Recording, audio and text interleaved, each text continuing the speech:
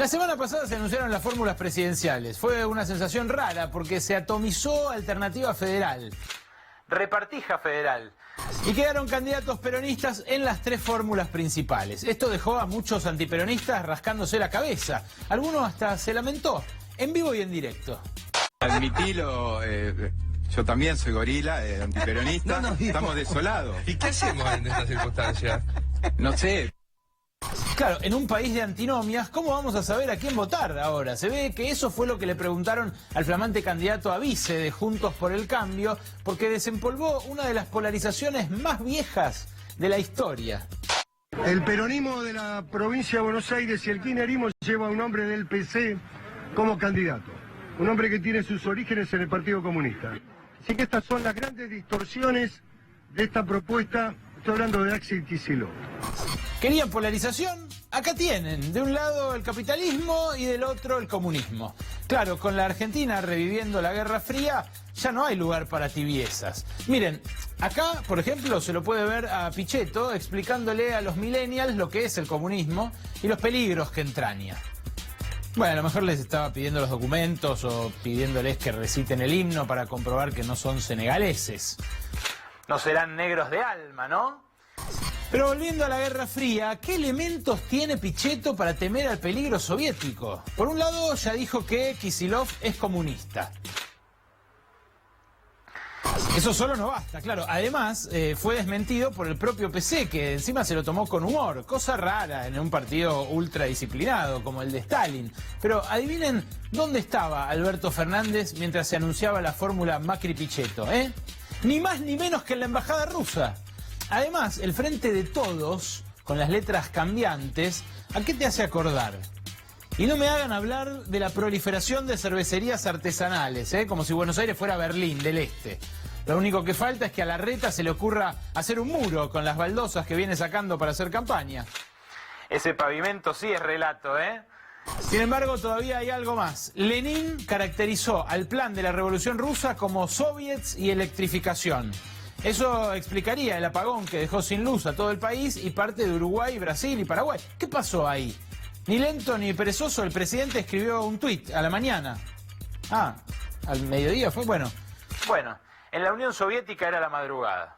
En el tuit, el presidente prometió que el secretario de Energía, Gustavo Lopetegui, iba a explicar todo lo que pasó. Pero lo que dijo Lopetegui haría poner colorados hasta los funcionarios soviéticos que intentaron tapar el desastre de Chernobyl. Lo que sí es algo anormal o extraordinario y no debe suceder es la cadena de acontecimientos posteriores que causaron la desconexión total. Creo que vale la pena aclarar que esta desconexión total se produce de manera automática, son las computadoras que rigen el sistema las que lo hacen, cuando detectan desequilibrios que podrían causar un daño mayor y en milisegundos se desconecta el sistema para protegerlo. O sea, acá no hubo ninguna alerta, no hay posibilidad de que exista ninguna alerta, porque es algo que el cerebro humano no podría detectar, no hay intervención humana. En fin, así están las cosas. Mientras esperamos a octubre del 19 para convertirnos en la Rusia soviética, seguimos con el riesgo país alto, la inflación por las nubes y ahora el apagón. Al final, tanto agitar Moscú, pero la senda era hacia Caracas. Tierra fértil la Argentina, ¿no? Ideal para que crezcan los brotes verdes.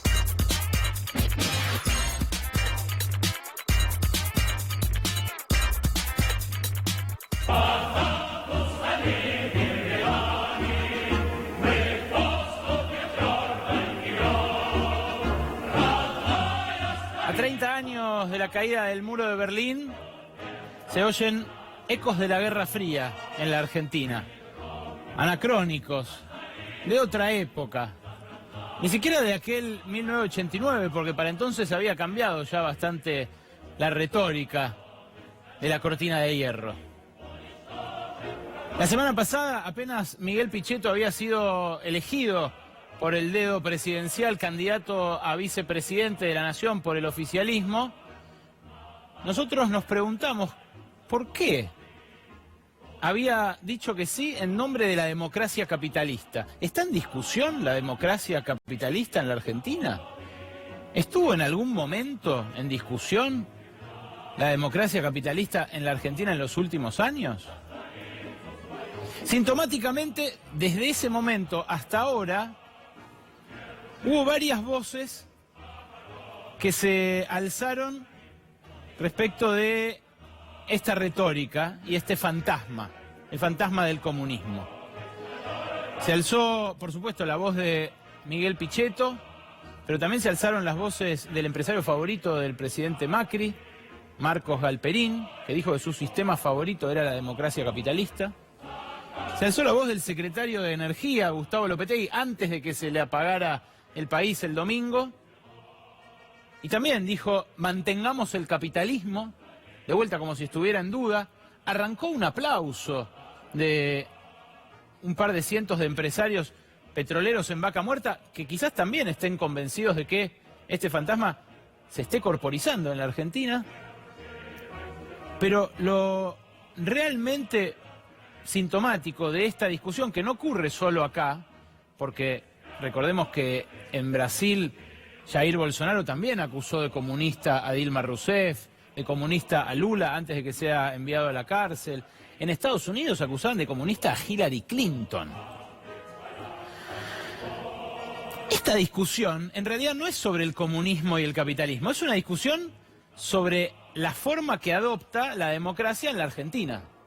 Y fíjense ustedes, así como todo el tiempo se asoció al comunismo a un régimen autoritario, a un régimen de restricción de las libertades individuales, esta discusión que se entra por la ventana en un pleno momento de campaña donde deberíamos estar discutiendo quizás cosas más inmediatas, más concretas, medidas para salir de esta crisis, por ejemplo. Bueno, se cuela esta discusión, para mí, con el objetivo de obturar las opciones que ofrece esa democracia capitalista. Porque fíjense ustedes, ¿quién enarbola el fantasma del comunismo? ¿Quién lo enarbola? Lo enarbolan los portaestandartes de una forma específica de capitalismo, que es este capitalismo, el capitalismo financiero, el capitalismo de las ganancias récord de los bancos, el capitalismo de la caída del consumo, el capitalismo del cierre de empresas, de pymes, de la caída de la inversión en fierros, en máquinas, del menor uso histórico de la capacidad instalada de la industria.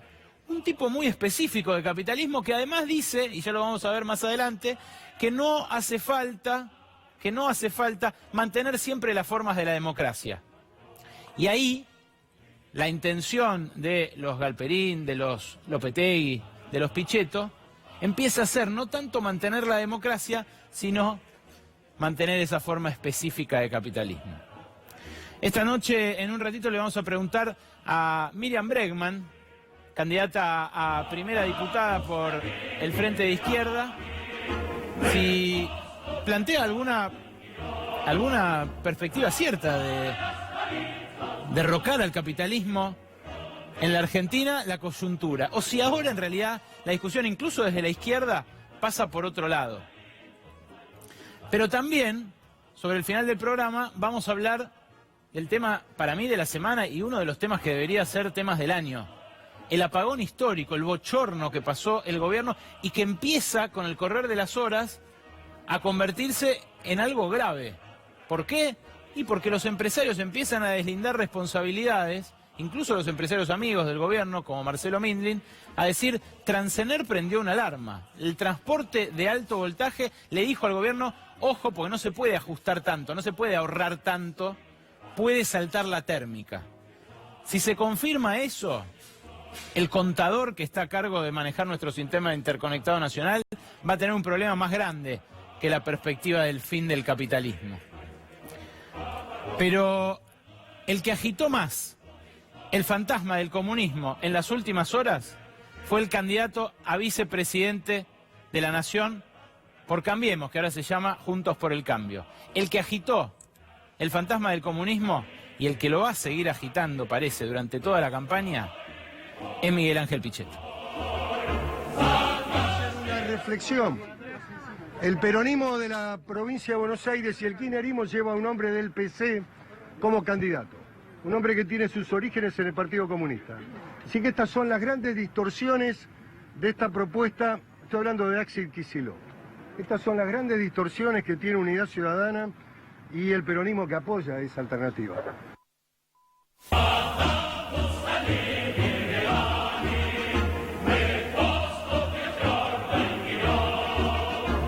Como vamos a hablar de un fantasma, como vamos a hablar de la cortina de hierro, pero como también vamos a hablar de un apagón histórico y de nuestro sistema eléctrico, hoy les pedimos que nos acompañen con el hashtag Argentina Chernobyl. No es ninguna amenaza nuclear, es simplemente algo que resume el tema de discusión que vamos a tener esta noche. Por supuesto, además de la recta final de definición de las candidaturas, sobre la cual tenemos para conversar sobre eso, ni más ni menos que al presidente del PJ, José Luis Gioja. Gracias por venir, Gioja. No, gracias por la invitación. ¿Usted es comunista? La verdad que parece un chiste, la verdad que no sé cómo... Me parece que es una muestra de debilidad, ¿no? Porque, a ver, no hay argumento, no hay nada, es como cuando a un chico usted le pega, vio a un hijo, pasaba antes incluso conmigo, y le dice, no me duele, no, si no me duele. ¿Qué le van a decir a Axel? ¿Qué le van a decir? La verdad que un comunista muy especial. Me parece que esa etapa, esa época ya pasó en la Argentina. Mire, yo tengo una experiencia muy triste con esa. A mí me detuvieron en el 76, por suerte, aparecí procesado por la ley anticomunista. Usted no se debe acordar porque es muy joven, pero el régimen militar que entró hizo una ley donde se castigaba el comunismo. Sí, no claro. me acuerdo el número, era 19 y pico. Bueno, también se perseguía con los paramilitares durante el gobierno peronista. Pero claro, pero concretamente estaba acusado de comunista, es decir, no se podía decir comunismo. Es decir, digo esto para hacer un parangón de cómo, en definitiva, en el fondo, son lo mismo, ¿no? ¿Y por qué cree que Porque es autoritarismo, porque hay desesperación por mantenerse en el poder. Porque creo, y no quiero hablar mucho de Miguel, creo que hay un odio y un resentimiento adentro que le hace decir estas cosas, porque él quiso ser gobernador de su provincia, cosa que capaz que se lo merecía, y bueno, él tenía una cuestión personal con Axel, porque no sé qué pasó con unas exportaciones de fruta a Brasil, donde no tenía nada que ver. No. No, cuestión de reintegro, estas cosas. Pero la verdad que yo he sido gobernador, Axel ha sido ministro de Economía, hemos tenido un trato ejemplar, conseguimos un crédito en Kuwait, mire dónde, no podemos decir que los kuwaitíes son comunistas. En absoluto. Y Axel nos facilitó muchísimo para poder tenerlo. Con ese crédito se está haciendo un acueducto hoy en San Juan, importantísimo para una provincia que es un desierto, ¿no?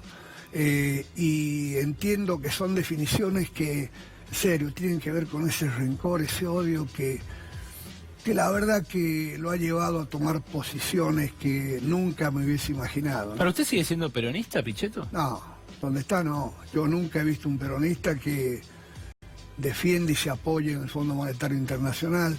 Nunca he visto un peronista que le meta la mano al bolsillo al jubilado, al pensionado.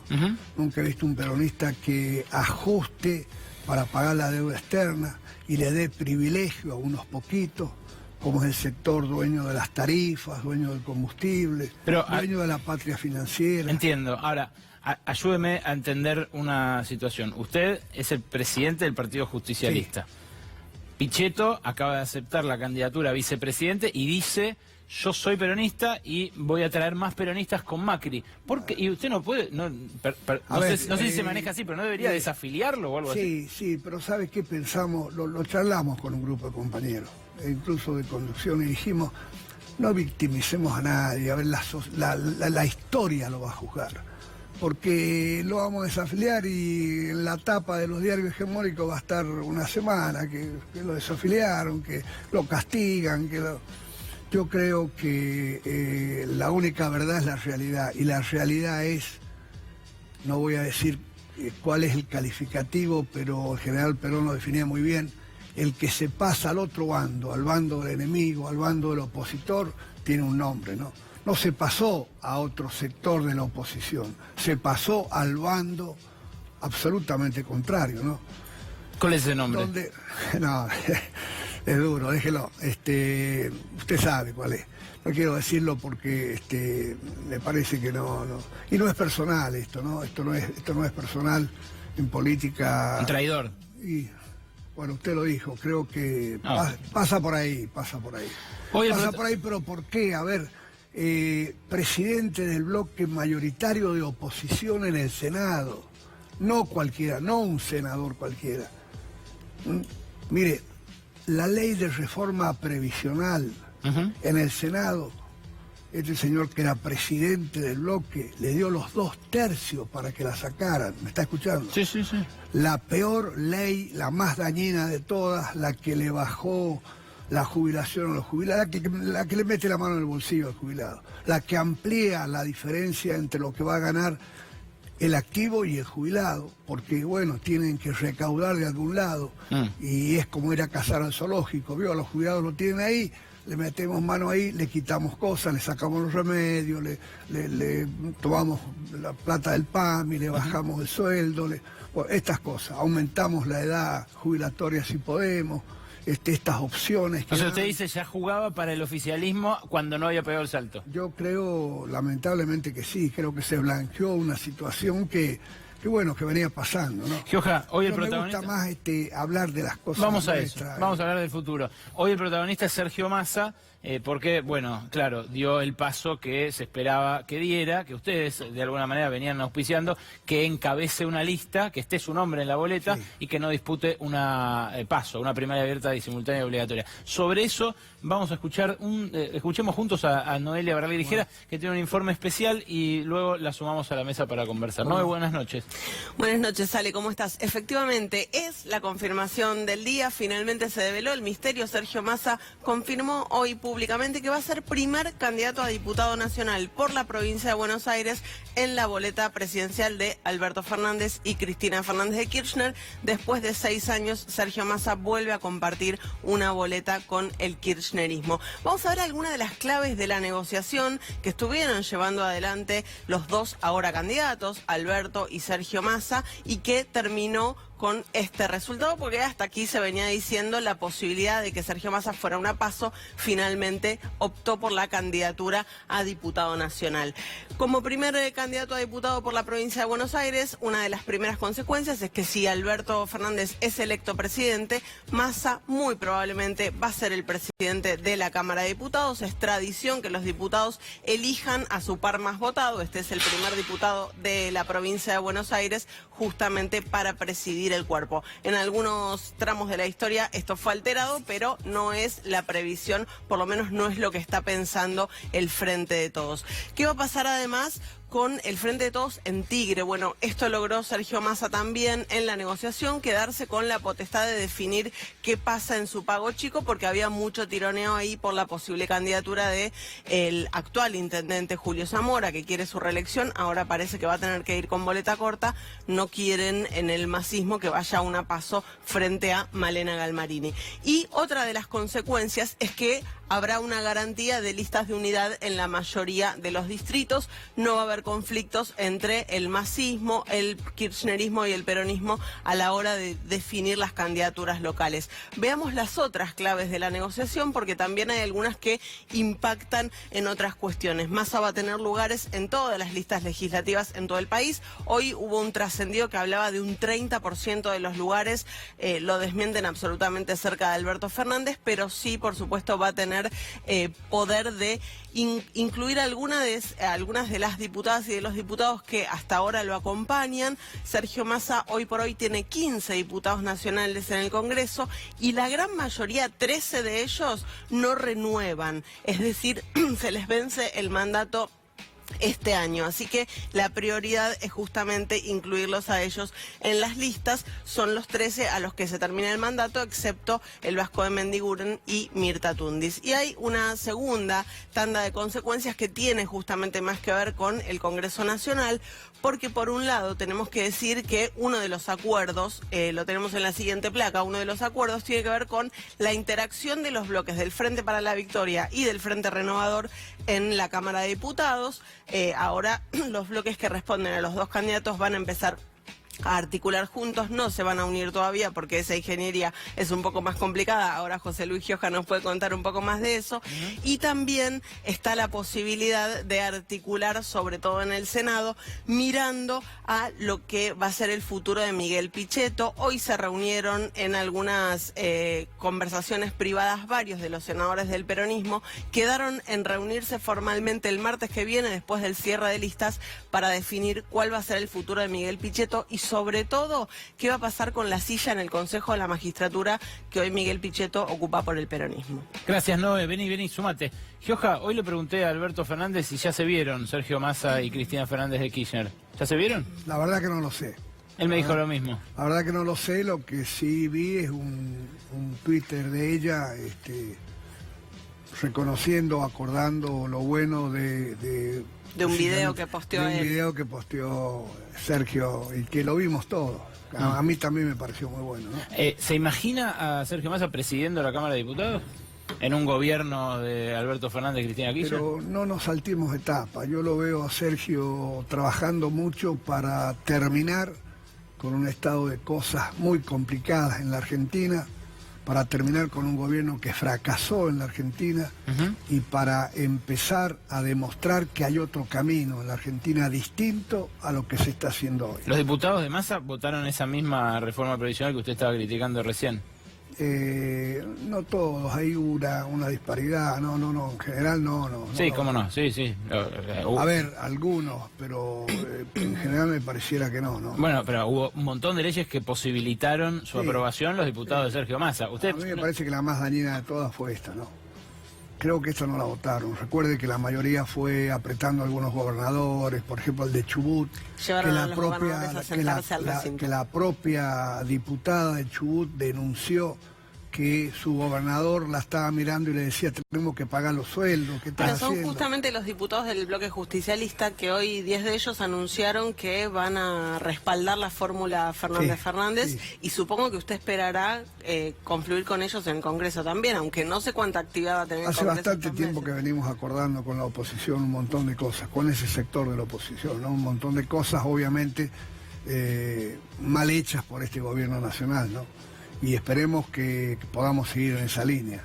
¿La silla de Pichetto en el Consejo de la Magistratura la quieren? Esto es una cuestión de legalidad, yo no soy abogado, pero si la ley dice que el bloque mayoritario tiene que elegir al representante de los senadores que va al Consejo de la Magistratura, Pichetto se lo sacó, se le pidió el cargo, él renunció al cargo, ¿qué hay que demostrar? No hay que demostrar nada, tiene un suplente, tiene que asumir el suplente. Me parece que debería ser una cosa automática, ¿no? Dejó de pertenecer a ese bloque, tiene que ir al senador suplente de ese bloque, que creo que es el senador País de Chubut. Ustedes... me parece que no hay que discutir esto. A ver, si discuten estas cosas ya, bueno, hay intencionalidad, sin ninguna duda que hay intencionalidad. Ustedes les recuerdo también una cosa, perdone que lo...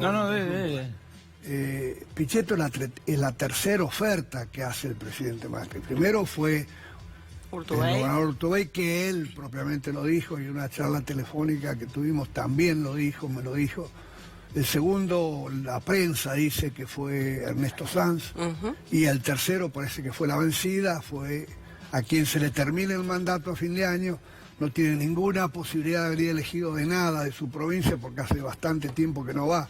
Con respaldo de Sanz y Morales, dicen, ¿no? Sí, la verdad que no lo sé. Yo no, esa interna no me interesa, pero es muy curiosa, ¿no? Es muy curiosa. Ustedes sostienen en todas sus apariciones públicas, hoy insisto, tuvimos una larga charla con Alberto Fernández en la radio, que hay dos modelos en discusión en esta elección, en octubre. Y aún así hay a veces ciertos puntos de contacto en torno al perfil productivo que esperan ustedes de la Argentina y que de alguna manera también proyecta Macri. Le pregunto a usted específicamente, porque durante su gobernación San Juan se proyectó como una potencia minera, me acuerdo de la camiseta del equipo que San decía Juan Minero. San Juan Minero, y ahora hace poco, por ejemplo, la Corte Suprema de Justicia falló contra las megamineras respecto de su objeción a la ley de glaciares, a la ley de protección de los glaciares. En Vaca Muerta, cuando fue Guillermo Nielsen, asesor de Alberto Fernández, dijo hay que blindar Vaca Muerta, hay que hacerlo igual. ¿Ustedes en eso se sienten cerca, en la manera de explotar los recursos naturales, en el mecanismo de inversiones que proyectan? ¿Se sienten ahí en algo, en contacto con el macrismo o creen que es una mera coincidencia? Lo que yo pienso que tenemos que hacer nosotros, y de hecho creo que es un pensamiento común. Para cualquier explotación de cualquier actividad hay que respetar la ley. Y en la Argentina hay leyes que defienden precisamente el ambiente, que defienden las condiciones en que se debe trabajar cuando es explotación de recursos naturales, ¿no? O sea, ¿usted cree que hizo bien la Corte? No, la Corte me parece que ha sido bastante light, porque la Corte que dice, no hay ningún caso que hoy esté afectado. Bueno, pero le pone un freno. En el supuesto, en el supuesto, bueno, lo vamos a analizar. No está, porque el problema ahí es la definición de la ley de qué es periglaciar. La pregunta de fondo, más que la especificidad de la minería, es... Hay que respetar la ley, hay que cuidar el medio ambiente, hay que cuidar la sustentabilidad, tanto social como económica, de cualquier explotación que se haga de recursos naturales, y me parece que siguiendo esas normas no nos vamos a equivocar, ¿no? Gracias, Georgia, por venir a Brotes Verdes. No, al contrario, gracias a ustedes. Gracias. Les prometimos el fantasma del comunismo y ahí nos metemos, en el fantasma que agita ya no solo Miguel Pichetto.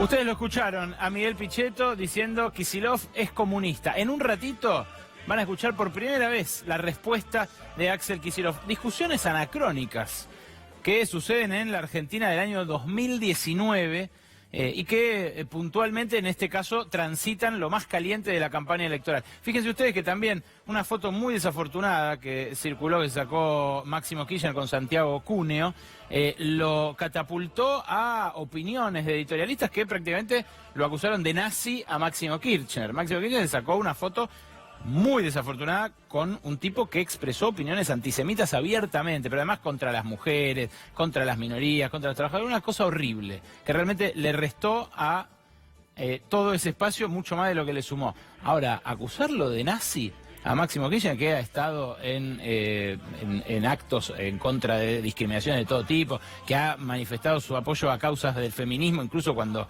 no lo hacía el resto de su espacio. Me parece que es parte de esta misma locura que estamos atravesando en este tramo de la campaña. Ahora, no es solo Pichetto. El secretario de Energía, que en un rato hablamos de él por el apagón, el secretario de Energía, Gustavo Lopetegui, estuvo el jueves pasado en Neuquén para un precoloquio de idea en Vaca Muerta, y sobre este mismo tema dijo lo siguiente. Yo escuchaba atentamente la exposición de Guillermo Nielsen, que decía que están estudiando 24 dimensiones de la competitividad para igualarla a Permian. Ojalá una de las 24 sea mantener el capitalismo, ¿no? Porque nosotros hemos probado muchas... No habíamos pensado en la revolución cubana. No, por si acaso. Eso no estaba en el temario, pero bueno. Porque cuando vos decís 24 dimensiones, hay una que es... Nosotros hemos probado como país muchos sistemas económicos. A lo mejor probar una vez con el capitalismo para ver qué pasa no viene mal, ¿no? Porque no hemos disfrutado de eso.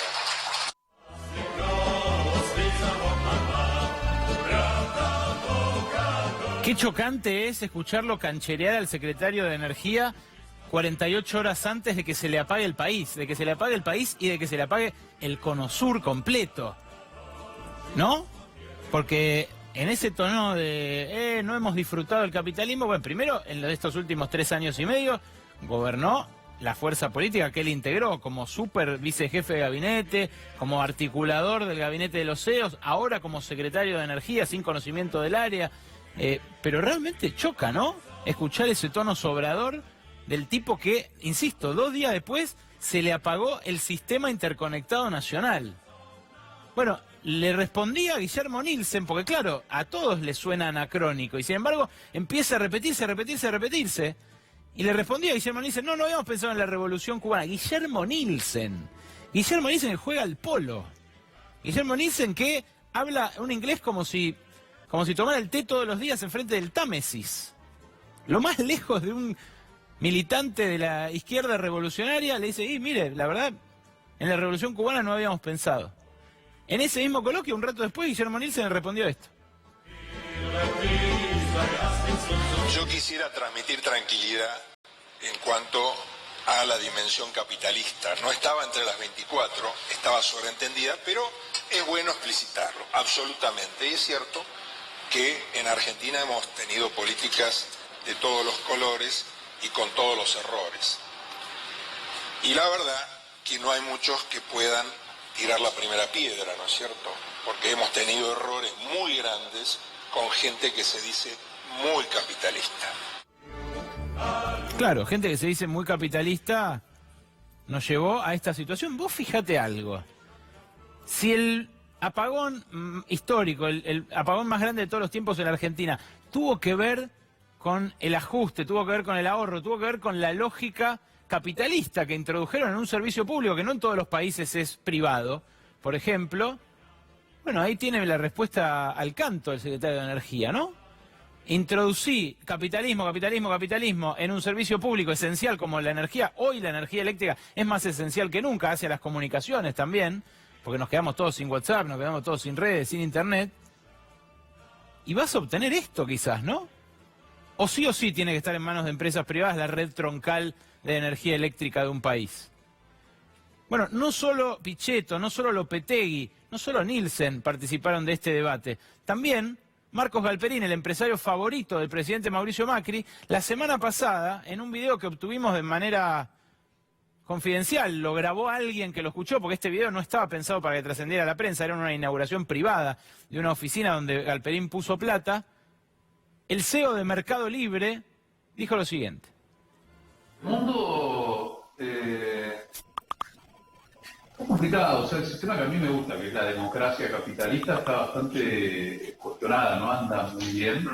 En Estados Unidos anda recontra bien, pero se ha puesto bastante autoritario, ¿no? Estados Unidos.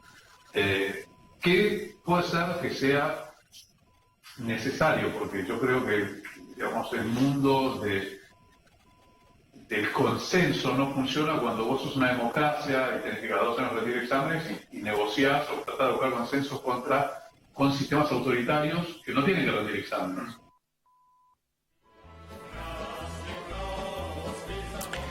A veces parece que lo importante es la democracia, pero que en realidad lo más importante es la parte de las ganancias, ¿no? Porque si estamos a favor de la democracia capitalista, pero a veces son demasiado permisivas con esto de tener que ir a elecciones cada 2 años, y bueno, empiezan a saltar los verdaderos intereses detrás. Pero el que encendió la polémica, además de Miguel Pichetto, el objeto del comentario de Miguel Pichetto fue Axel Kicillof, autor de este libro, que editó Siglo XXI. ¿Y saben qué?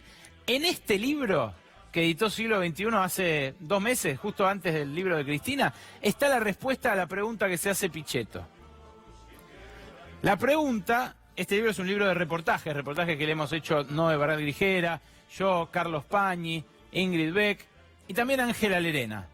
Ángela Lerena le hizo la pregunta a Axel Kicillof y Axel Kicillof la respondió para este libro. Como quedó el registro filmográfico, por primera vez en televisión, senador Miguel Pichetto, le ofrecemos la respuesta a la pregunta que tanto lo atormenta. Mírela. Teoría es una marxista, o sea, se ha estudiado la forma del marxismo, existe una tesis sobre Keynes, que ya es otra línea dentro de la economía, pero ¿en qué momento pasaste de darte cuenta, o sea, de pensar que los límites de la acción era el capitalismo a encontrar los límites concretos de la acción? Nunca milité, ni siquiera cuando militaba de chico, inorgánico, no en el peronismo, o fundaba mi propia agrupación, nunca fue una agrupación marxista. O sea, nunca ni milité, ni fui de los trotskos, ni del Partido Comunista.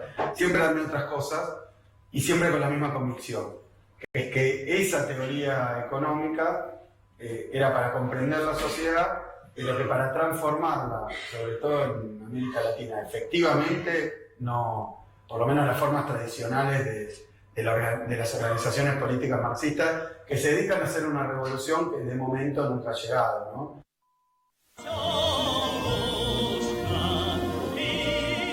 ¿Qué querés que te diga, Vladimir Ilich? A mí me habría gustado que respondiera que sí. Pero no, respondió que no. Así que no se preocupe, Pichetto, no se preocupe, que Kicillof no es comunista. Acá sí que tengo una comunista, Miriam Bregman. ¿Qué tal? ¿Cómo estás, Miriam? ¿Qué tal? ¿Te trajiste corbata roja? Por eso, al tono, todo al tono. Gracias por venir. ¿Qué pasa que se está hablando de esto? No, mira, se me ocurrían muchas cosas mientras escuchaba. Recordarás que vos lo nombraste en algún momento, Trump hace poco dijo Estados Unidos jamás será socialista. Sí. Hace muy poquito, hará 1 o 2 meses. ¿Pero qué quiere decir? ¿Están por ganar ustedes allá, acá? Mira, yo creo que pasan 2 cosas. Una, obviamente que hay un fenómeno de crecimiento a la derecha, Trump, Bolsonaro, entonces... Como vos decías, Bolsonaro lo usó mucho en Brasil, el tema de acusar hasta por el color de la bandera del PT, decían que eran comunistas. Hay un uso en relación a eso como agitar un fantasma para justificar sus argumentos fuertemente autoritarios, de derecha, conservadores, misóginos, homofóbicos, todo lo que pueden ser Trump o Bolsonaro. Pero hay algo que les preocupa, y en el caso de Estados Unidos es un hecho muy, muy significativo. Más allá que después se canaliza a través de Bernie Sanders o de propios candidatos que no se dicen a sí mismos comunistas o que pelean por una sociedad comunista o socialista, sino que lo que hay son fenómenos de la juventud muy importantes. En Estados Unidos, en Francia, hay fenómenos de la juventud muy importantes que parten de un hecho muy concreto, que vos lo sabés mejor que yo, seguramente como comunista, que no como tienen economista. Laburo. Bueno, también, las dos cosas. Las dos cosas. Pero no tienen que no tienen laburo y que saben que nunca van a vivir ni siquiera como vivieron sus padres, que su vida va a ser peor, no ya en un futuro, peleando por una revolución donde se expropian los medios de producción, donde no haya más niños con hambre, la miseria, las guerras que vemos hoy, sino porque ven que ni siquiera van a alcanzar el nivel de vida que tuvieron sus padres y empiezan a pensar en una sociedad diferente. Entonces, creo que hay una motivación, hay un uso político, como lo tuvo Trump cuando dijo Estados Unidos nunca va a ser socialista, hay un uso político cuando lo dice Bolsonaro y hay un uso político muy concreto en Pichetto. Pichetto lo conoce, Axel Kicillof, fue el jefe de la bancada del kirchnerismo durante 12 años, de los cuales Kicillof en la última parte fue ministro de Economía. Entonces no es que nunca se vieron, no se conocen. No, hay que reconocerles a ambos que se sacaban chispas también cuando uno era ministro y el otro era jefe Por eso, de pero bancada. eran parte de un mismo gobierno, No, se pero ya lo conocen. odiaba, eso te quiero decir. Bueno. Sí, no se notaba, era evidente. Pichetto es un hombre de odio fácil, evidentemente, sí, además, ¿no? Pero se conocen, no es que descubrió ahora, no, lo que pasa es que el otro lleva un comunista y cuando estaba en tu propio gobierno no lo era o no te molestaba tanto. Creo que lo de Pichetto tiene que ver más bien con un intento de trabajarle el voto a Massa, ¿no? Porque Pichetto es Pichetto, sacar las Fuerzas Armadas a la calle, Pichetto, una vueltita más, para mí le decía más de comunista judío, te digo, Me parece que le dabas medio manijazo más y seguía de largo. Ya ha habido quien lo dijo, ¿no? Seguía de largo el señor. Pero si vos le sacás todo eso, ¿Massa es muy diferente? Massa no es de la Correpi, precisamente. No, pero no dice estas cosas. Ahora que estamos armando los frentes electorales, María del Carmen Verdú, Ismael Jalil vienen con el frente de izquierda en nuestras listas precisamente porque creemos que hay una derechización muy, muy grande, donde algunos dicen que todos giran al centro, hay un giro a la moderación, pero vos te pones a pensá la Cámara de Diputados. Puede llegar a estar dirigida por Sergio Massa, si gana la fórmula Fernández, o por Ritondo si gana Macri. Mamita. O sea, son dos candidatos notoriamente que han tenido un discurso de mano dura. Massa es el representante de ¿te acordás de Giuliani? Lo trajo a Giuliani. Lo trajo a Giuliani, que fue el de la tolerancia cero y demás. O sea, no tiene muchas diferencias sustanciales con Pichetto. El código penal que presentó Massa en el Congreso es un código penal altamente punitivista. Ahora, ¿a ustedes les resulta lo mismo? Porque hay mucho... No, esos son lo mismo, no me hagas hacer el meme que inventaron, que nunca lo pudieron demostrar. Seguramente hay un montón de kirchneristas mirándote. Y que me miren, pero muchos creen que me vos... paran en la calle y me dicen que no pueden entender cómo pelearon todo este tiempo para que su candidato sea Massa. Pero muchos otros deben creer que, a diferencia del prejuicio generalizado, vos no crees que son lo mismo Pichetto y Alberto Fernández, Macri y Cristina Fernández de Kirchner. Mira, son proyectos políticos que tienen sus diferencias y tienen trayectorias diferentes, como en su momento también la tenían Macri y Scioli. El problema es hacia dónde iban y el problema es hacia dónde van ahora. Porque, ¿sabés qué pasa? Si yo te pregunto, Sergio Massa, dirigiendo la Cámara de Diputados, vos lo ponés a dirigir la Cámara de Diputados, ¿es para votar leyes progresistas o para votar mano dura? Bueno, depende de quién hegemonice el proyecto, ¿no? Ah, bueno, ¿y quién hegemoniza el proyecto? Él va a ser... Todavía lo sabremos en el momento. Lo sabremos en el momento. Entonces es complicado porque Pichetto es Pichetto, digo, me parece indiscutible, pero Pichetto no es así desde ahora. Pichetto, hoy yo di una charla en la Facultad de Derecho antes de venir acá y les contaba que desde el año 98 Estados Unidos empieza a hacer una presión muy grande en América Latina para que se voten una serie de leyes. La ley antiterrorista, la ley del arrepentido, la ley que en Brasil se llamó ficha limpia, llevó un proceso. Bueno, esas leyes ya Pichetto las defendía en el año 98. Fue uno de los primeros en presentar un proyecto de ley antiterrorista. Entonces Pichetto siempre fue eso, siempre fue Pichetto. No es que ahora descubrimos que como se va con Macri... Es de derecha. Lo que tenemos que pensar es hacia dónde está yendo de conjunto. No hacer simplificaciones, son lo mismo, son distintos, un poquito malo, un poquito... La verdad es que cuando él hace todo esto de pararse y decirle a Kicillof, que como bien decís vos, él mismo no se define así, no tenés por qué definirlo así, lo que tenés que pensar es en qué disputa electoral están, y la verdad es que están disputando... un voto de derecha donde veo que en los dos candidatos no hay diferencias sustanciales de cómo han actuado. Miriam, última, en Brasil... Perdón, porque este libro también dice, ya que estás con el libro en la mano, Ale, dice que hubo un peronismo que le votó todo a Macri, y ese peronismo es el Frente Renovador, tiene nombre, tiene apellido, yo los vi en la Cámara de Diputados, pero no es que le votó hace un siglo. Es lo que le dije recién, estaba mirando a ver si estaba todavía, es lo que le dije recién a Gioja. Él dice, la unidad es con todos, es el lema de la oposición mayoritaria que va con Alberto y con Cristina. Pero te quiero hacer la última porque se me acabó el tiempo. En Brasil esta derechización, la bolsonarización, terminó en una concejala muerta, Marielle Franco. Gravísimo. Gravísimo. Muchos otros asesinatos políticos que seguramente ni nos llegan ni nos enteramos. ¿Crees que puede pasar a esa instancia acá en Argentina? Mirá, ¿Se puede poner así de pesado? Fui a Brasil, marché contra Bolsonaro en Brasil y soy una de las grandes luchadoras para que haya justicia por Marielle Franco. Creo que para que no pase lo que pasó en Brasil es que hay que salir a la calle, hay que luchar, y eso es lo que estamos tratando de construir desde el Frente de Izquierda, con el Frente de Izquierda Unidad que hemos ampliado ahora. Lo que queremos es hacer un fuerte polo de resistencia contra estos candidatos de la derecha, que no es que solo son de derecha, que es un problema ideológico, eso después implica más muertes. O sea, ¿crees que se puede poner pesado? Mirá, siempre cuando se corre la vara cada vez más a la derecha y cada vez más a la derecha, y tu modelo Giuliani y tu modelo Trump, la verdad que sí, pero te digo un ejemplo más, estos candidatos saludaron el golpe de Estado en Venezuela. Entonces, ¿son lo mismo o no son lo mismo que los que nombramos? Pichetto, no Cristina, no Alberto Fernández. Y Massa saludaron el golpe. Entonces, creo que tenemos que poner en pie una fuerza anticapitalista que apunte a esos jóvenes que en el mundo despiertan y que se dan cuenta lo que es el capitalismo, que empiezan a mirar y a querer una sociedad más igualitaria. Y que lo preocupan a Pichetto. Y que lo preocupan a Pichetto. Gracias, Miriam Brema, por venir a Brotes Verdes. Quédate porque en instantes, minutitos nada más, vamos con todo lo que dejó el apagón. Los nombres del apagón, los nombres propios del apagón y las hipótesis, que en las últimas horas aparecieron algunas nuevas. Quédate acá que seguimos con Brotes Verdes.